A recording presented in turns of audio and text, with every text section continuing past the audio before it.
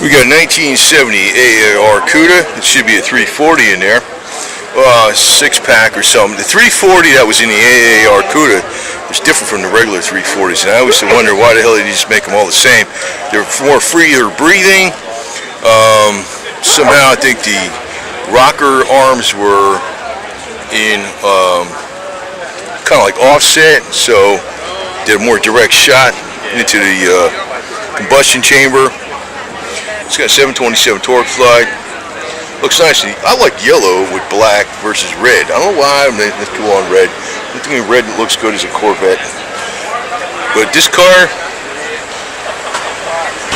they should have made this car, this body style, for like 10 years easy. I don't know why the hell they changed it, man.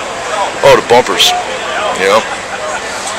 They should have made the bumpers out of freaking rubber or something, you know, and kept the damn thing the same, you know. That's what I look at it like.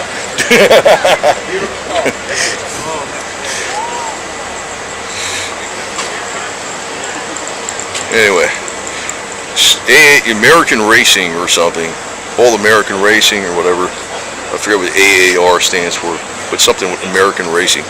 All American Racing, I think. Be a lot of fun to paint all that little things on there. I don't think those are decals.